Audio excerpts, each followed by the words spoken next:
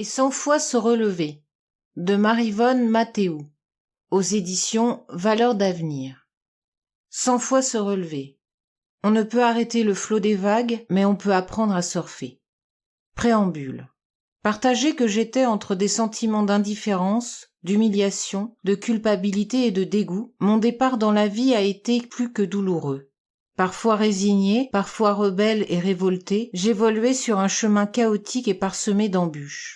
Mariée très jeune, j'espérais échapper à ma difficile existence ballottée entre une mère austère, un père absent et un frère vampirique. Ce qui m'a conduite à refouler au plus profond de mon inconscient les événements noirs et traumatisants de mon enfance que je ne pouvais partager avec personne. Une fois mariée, je me suis trouvée enfermée, engloutie, dans un carcan de devoirs et de soumission.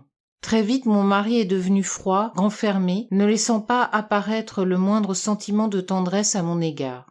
Mon quotidien est devenu bien vite monotone et sans intérêt, mis à part une merveilleuse satisfaction, celle d'avoir mis au monde 3 enfants, source de bonheur pour moi. Les aider dans l'apprentissage de la vie, les entourer d'amour pour qu'ils grandissent avec le maximum de sérénité, me ravissait. Je ressentais beaucoup de plaisir à leur préparer de bons petits plats, à leur fabriquer des vêtements ou les accompagner à leurs activités.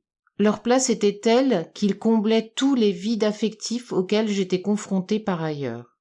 Étant femme au foyer, je n'avais pas de liens sociaux et nos seules sorties étaient pour aller visiter les membres de nos familles. En ce qui concernait l'éducation de nos 3 enfants, mon mari était inexistant, au mieux indifférent. Je devais tout gérer, tout organiser, tout anticiper sans jamais recevoir un soupçon de reconnaissance. Je me suis donc réfugiée dans mon rôle de mère et me suis transformée en une épouse dévouée et attentionnée, sans escompter le moindre retour. Qui plus est, j'avais toujours l'impression de mal faire et je sentais des reproches dans ces silences pesants. Sur le plan matériel, j'étais dépendante de lui. Je subissais ses étreintes charnelles avec résignation en pensant que c'était le lot de toutes les femmes. Souvent, j'avais entendu ma mère parler avec les voisines d'un certain âge d'accomplir leur devoir d'épouse. Pour supporter cette vie, j'en oubliais ma propre existence et mes rêves d'enfant d'être enlevée par un prince charmant et trouver enfin le bonheur. Bien vite, j'ai su que je ne devais espérer ni une autre vie, ni une quelconque gratitude de la part de mon mari, mais aussi de mon entourage, tout le monde s'accordant sur le fait que mon dévouement allait de soi.